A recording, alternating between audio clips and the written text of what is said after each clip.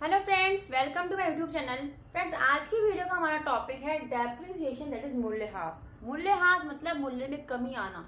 किसके मूल्य में कमी आना? मूल्य में कमी आनी है फिक्स्ड असेट्स की। फिक्स्ड असेट्स क्या होती है? फिक्स्ड असेट्स होती है ऐसी असेट्स जिन्हें हम बिजनेस के ट्रांजेक्शन करने के लिए यूज करते हैं। मतलब जैसे building, plant and machinery, furniture, fixtures और एनी अदर फिक्स्ड असेट्स। ठीक है। अब मूल्य में इसकी कमी क्यों आएगी और इसे यहाँ पे अकाउंट फॉर क्यों करना है? इसके लिए हम एक कंसेप्ट रिकॉल करेंगे, that is matching concept. Matching concept says that revenue of a particular period should be matched against the expenses of the same period. अगर आपको किसी पर्टिकुलर पीरियड के जो प्रॉफिट और लॉस की एक्चुअल स्थिति, एक्चुअल कंडीशन अगर आपको पता करनी है, तो उस पर्टिकुलर पीरियड के सारे रेवेन्यू और उस रेवेन्यू को अर्न करने के लिए जो भी आपने एक्सपेंडिचर्स किए हैं उन्हें आप अकाउंट फॉर कीजिए। अब मान लीजिए हमने फिक्स असेट्स खरीदी हमने 5 लाख रुपए की। अगर हमने पूरे 5 लाख रुपए को इसी साल में पीएनएल में डेबिट कर दिया, मतलब पूरा खर्चा इसी साल में बुक कर लिया, तो क्या होगा? हमारा प्रॉफिट और लॉस अकाउंट 5 लाख रुपए से कम हो जाएगा।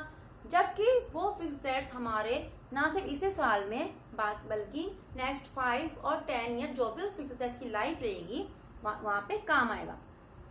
तो क्या होगा? कॉस्ट तो पूरी इसी साल में लिख दी, लेकिन उससे हमारी जो रेवेन्यू जनरेशन है वो कमिंग ईयर्स में रहेगी। तो इस जो मिसमैच है इसको दूर करने के लिए ही डेप्रिसिएशन का एक अकाउंट खोला जाता है, जिसमें कि क्या होगा, आपकी जो फिक्स्ड असेट्स है उसे आप नंबर ऑफ ईयर्स में स्प्रेड ओवर कीजिए और हर साल में एक पर्टिकुलर अमाउंट लेके अपने पीएनएल अकाउंट को डेबिट कीजिए। ठीक है। So we can say depreciation means decline the value of a fixed assets due to use. आप यूज करेंगे तो उसकी वैल्यू में कमी होगी। पैसेज ऑफ टाइम, जैसे टाइम गुजरता जाएगा आपकी फिक्स्ड असेट्स की वैल्यू में कमी होती।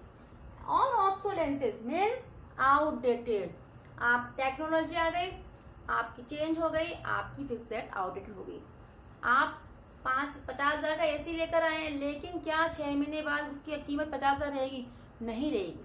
टेक्नोलॉजी अपग्रेडेशन चलता रहता है ना, तो ऐसा तो है नहीं कि आप 6 महीने बाद भी उसको एसी को 50,000 में मार्केट में बेच सकते हैं, नहीं होता है। तो ये सब डेप्रिसिएशन के रीजन होते हैं कि अगर आप यूज करेंगे तो वो फिक्स्ड आपकी धीरे धीरे उसकी वैल्यू में कमी होगी, टाइम निकलता जाएगा तो उसकी कमी होगी, और ऑप्शन आप यूज नहीं भी करेंगे तो भी उसकी वैल्यू में कमी होगी।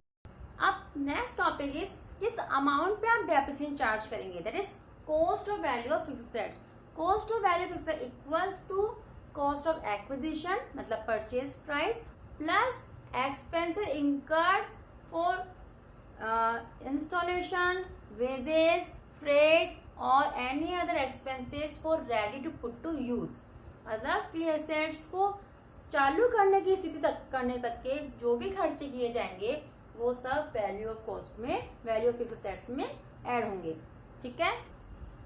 अब हमने ये तो समझ लिया डेप्रिसिएशन होता क्या है, but the main thing is why depreciation charge. देखो क्या होता है, आज आपने मशीन खरीदी 10 लाख रुपए की, इसकी लाइफ है 10 साल 15 साल जो भी है। आप क्या करेंगे, आज आपने खर्चा मतलब ग्रेजुअली इसको बुक करते थे। ये नॉन कैश आइटम है। Depreciation is expense which is non cash.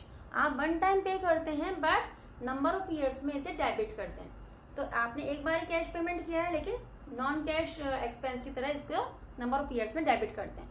अब क्या होगा, 10 साल या 15 साल बाद जब आपको मशीन रिप्लेस करनी रहेगी तो आपको क्या रहेगा, फंड की नीड रहेगी।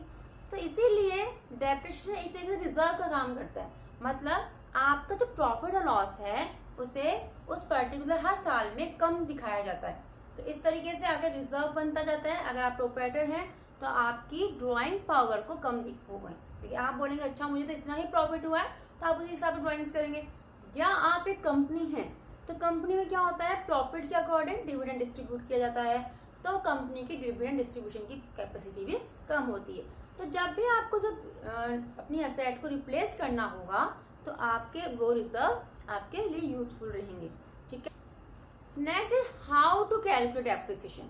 दो मेथड होते हैं, SLM and WDV, straight line method and WDV। Straight line method में क्या होता है कि आपको नंबर ऑफ ईयर्स में आपकी कॉस्ट को डिवाइड करना है।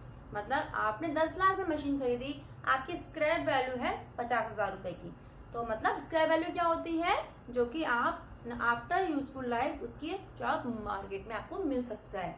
तो मान लीजिए उसकी स्क्रैप वैल्यू है, नेट रिलाइजेबल वैल्यू है 50,000 रुपए, 10 लाख माइनस 50,000, 9,50,000 हो गए। अब नंबर ऑफ ईयर्स की क्या लाइफ है, इसकी लाइफ है 10 साल, तो इसे 9,50,000 अपॉन 10 करके 95,000 को आप हर साल डेप्रिसिएशन के तौर पे अपने बुक्स में डेबिट करेंगे। Second method is WDV, return down method. Return down method says कि नहीं, आप हर साल सेम अमाउंट को डेबिट मत कीजिए। आप क्या कीजिए, पहले साल में आपका कॉस्ट है 10 लाख की, आप पहले साल में इसमें परसेंट दिया होता है कि हाँ इस पर्टिकुलर सेट पे इतने परसेंट डेप्रिसिएशन लगेगा, जैसे कि बिल्डिंग पर 10%, प्लांट और मशीनरी पर 15%। तो अलग अलग असेट्स के लिए अलग अलग डेप्रिसिएशन की रेट्स रहती है। 10 लाख में आपने अपनी प्लांट और मशीनरी खरीदी, 15% डेप्रिसिएशन लगाया, ठीक है, तो कितना हुआ 1,50,000। तो क्लोजिंग WDV कितनी हुई 8,50,000। अगले साल 8,50,000 पे डेप्रिसिएशन लगे। तो इस तरीके से हर साल क्लोजिंग WDV चेंज होती है, वो अगले साल की ओपनिंग WDV बनती है और उस पर डेप्रिसिएशन चार्ज किया जाता है। ये आप पे डिपेंड करता है या आपकी असेट की टाइप पे डिपेंड करता है या आपके मैनर ऑफ यूज पे डिपेंड करता है कि आप कौन सा मेथड यूज करेंगे। ठीक है, दूसरी चीज, ऐसा नहीं है कि हम इस साल SLM यूज कर लिया, अगले साल WDV, नहीं, आप एक बार जो मेथड यूज करते हैं उसे कंटिन्यू कीजिए। ठीक, बट यदि आपको लगता है एट सम टाइम कि नहीं हमें हमारा मेथड चेंज करना है और फिर उसी पे ही टिके रहना है, तो आप क्या करिए, चेंज करिए और एज पर डिस्क्लोजर कंसेप्ट आप अपने अकाउंट फाइनेंशियल स्टेटमेंट जब फाइनल होते हैं तो वहां पे डिस्क्लोजर पॉइंट में लिखिए कि हाँ हमने हमारे इस साल जो डेप्रिसिएशन का मेथड है उसे चेंज किया है। ऐसा क्यों किया जाता है, क्योंकि आपके फाइनेंशियल स्टेटमेंट्स के बहुत सारे यूजर्स होते हैं, तो वो देखेंगे कि इस साल इतना प्रॉफिट, अगले साल इतना प्रॉफिट, मान लीजिए कम हुआ, मेथड चेंज करने से प्रॉफिट कम हुआ, तो कंपेरिजन में साथ में उनके लिए सपोर्ट ही रहेगा कि अच्छा इस साल डेप्रिसिएशन का मेथड चेंज हुआ है तो उसका इफेक्ट इतना गया। ठीक है, तो मेथड चेंज करने की मनाही नहीं है, लेकिन फ्रिक्वेंटली नहीं करना है, हमें टिके रहना है, और अगर हम चेंज करते हैं तो हमारे फाइनेंशियल स्टेटमेंट्स में उसका डिस्क्लोजर करना होता है। Next topic accounting. अकाउंटिंग कैसे करनी है, आप सबसे पहले क्या करेंगे, असेट खरीद के लाएंगे। असेट खरीदेंगे तो क्या होगा, asset account debit to cash oblique bank और सप्लाई। कैश में खरीदे तो कैश से करेंगे, बैंक चेक से पेमेंट करे तो बैंक से, और यदि उधार पे लेकर आए तो सप्लाई करेंगे। असेट डेबिट क्यों होती है, क्योंकि रियल अकाउंट ऑलवेज डेबिट्स। ठीक है, तो असेट पर्टिकुलर नाम आएगा कि हाँ furniture account debit, plant and machinery account debit, AC account debit, जो भी आपने असेट खरीदे उसका नाम आएगा। दूसरा क्या होगा, अब at the end of the year आप डेप्रिसिएशन चार्ज करेंगे। डेप्रिसिएशन चार्ज करने पे क्या होगा, हमारा एक्सपेंडिचर, डेप्रिसिएशन एक्सपेंडिचर, तो एक्सपेंडिचर हम बुक करते तो क्या होता है, डेबिट होता है, तो डेप्रिसिएशन अकाउंट डेबिट टू। अब ये क्या है, non cash expense. Non cash expense में कैश नहीं गया, क्या हुआ है, एसेट की वैल्यू रिड्यूस हुई है, तो डेप्रिसिएशन अकाउंट डेबिट टू, जिस भी एसेट पे आप डेप्रिसिएशन लगा रहे हैं उसका वो क्रेडिट हो जाएगी। ठीक है, डेप्रिसिएशन टू असेट। अब ये जो डेप्रिसिएशन अकाउंट है क्या होता है, नॉमिनल अकाउंट होता है। All expenditure revenue are nominal account, तो हमें इन्हें क्या करना होता है, एंड ऑफ द ईयर इन्हें क्लोज करना होता है। तो डेप्रिसिएशन को कौन सा अकाउंट से क्लोज करेंगे, P&L अकाउंट से। P&L account debit to depreciation, ये 3 एंट्रीज होती हैं जो कि डेप्रिसिएशन को बुक करने से लेके उसे P&L में ट्रांसफर करने तक की। अब इसका बैलेंस शीट प्रेजेंटेशन कैसे होगा, बैलेंस शीट में क्या होगा, आपकी जो असेट है उसमें से डेप्रिसिएशन को लेस करके नेट बुक वैल्यू पे असेट को शो किया जाएगा। इसका सेकंड मेथड भी होता है प्रोविजन फॉर डेप्रिसिएशन अकाउंट। आप प्रोविजन फॉर डेप्रिसिएशन अकाउंट के थ्रू भी डेप्रिसिएशन को बुक कर सकते हैं और उसको बैलेंस शीट में शो कर सकते हैं। कैसे होगा, वही जब हम असेट खरीदेंगे तो क्या एंट्री होगी, fixed account debit to cash oblique bank oblique vendor.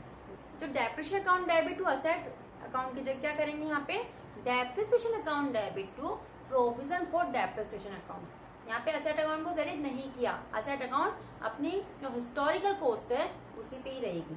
ठीक है, आप डेप्रिसिएशन को डेबिट किया तो क्या होगा, उसे क्लोज करना कैसे रहेगा, P&L अकाउंट के through, P&L account debit to depreciation account. इसका बैलेंस शीट प्रेजेंटेशन कैसे होगा, देखिए सबसे पहली चीज तो क्या हुई है, आपकी एसेट को क्रेडिट नहीं किया, एसेट क्रेडिट की गई तो एसेट कैसे रही, बुक वैल्यू पे, मतलब हिस्टोरिकल कॉस्ट में कि 10 लाख की मशीन थी वो 10 लाख से ही प्रेजेंट रहेगी। डेप्रिसिएशन हमारे P&L अकाउंट में जा चुका है, वो चीज खत्म। अब एक प्रोविजन फॉर डेप्रिसिएशन अकाउंट जो नया खुला है इसका क्या होगा, इसके दो तरीके रहेंगे, या तो आप लायबिलिटी साइड में टिल द अब तक, मतलब ये क्या होता है, एक्यूमुलेट होकर चलता है, बैलेंस कैरी फॉरवर्ड होता है इसका, तो अब तक का जो भी बैलेंस बनेगा प्रोविजन फॉर डेप्रिसिएशन का, उसे या तो लायबिलिटी साइड में दिखा दीजिए या फिर असेट की कॉस्ट में से लेस करके भी दिखा सकते हैं। तो ये दो तरीके अकाउंटिंग करने के। ये तो हमने बात की थी डेप्रिसिएशन की, जो कि लगाया जाता है फिक्स असेट्स पे, टेंजिबल फिक्स असेट्स पे। हमारी एक और फिक्स असेट्स होती है इंटेंजिबल। इंटेंजिबल फिक्स असेट्स कौन कौन सी होती है, गुडविल, पेटेंट, ट्रेडमार्क, कॉपीराइट, जो भी हम मार्केट से परचेज इंटेंजिबल असेट्स, ठीक है। इन पे डेप्रिसिएशन नहीं लगता, इन्हें करते हैं अमोर्टाइज, कि इनकी मान लीजिए आपने पेटेंट खरीदा और आपने 10 लाख रुपए में, ठीक है, उसकी लाइफ है 10 ईयर, तो आप उसे 10 ईयर्स में उसे उसकी वैल्यू को अमोर्टाइज कीजिए। मतलब अकाउंटिंग ट्रीटमेंट सेम है, लॉजिक सेम है, पर इसमें सिर्फ डेप्रिसिएशन नहीं कहता, इसे कहता है अमोर्टाइजेशन करना। ऐसा ही एक और टर्म है डिप्लीशन। डिप्लीशन मतलब खुदाई करना। आपकी मान लीजिए आपने कोई कोल मिल को आपने परचेज किया, आपने उसके लिए 10 लाख रुपीज दिए, ठीक है। अब आप क्या करेंगे, उससे उसकी रिसोर्स से जो कोल है वो उसको एग्जॉस्ट करेंगे, तो जैसे जैसे आप वहां से एग्जॉस्ट करेंगे उस माइन की वैल्यू कम होती जाएगी। कम क्यों हो रही है, क्योंकि आप वहां से एग्जॉशन चल रहा है। तो ये भी अकाउंटिंग ट्रीटमेंट सेम है, बट यहाँ पे इसे कहा था डिप्लीशन। तो कुछ लोग क्या होता है कि डेप्रिसिएशन को ये तीनों जगह यूज करते नहीं, यहाँ अलग अलग चीजों के लिए अलग टर्म यूज किए जाते हैं। तो ये एक एक्स्ट्रा चीज है कि हाँ अकाउंटिंग एंट्री सेम है, पर आप क्या कर रहे हैं, आप उसे किस टर्म से यूज करते हैं, ये आपकी अंडरस्टैंडिंग को बढ़ाता है। If you like my video please like share subscribe my YouTube channel, keep watching, stay tuned.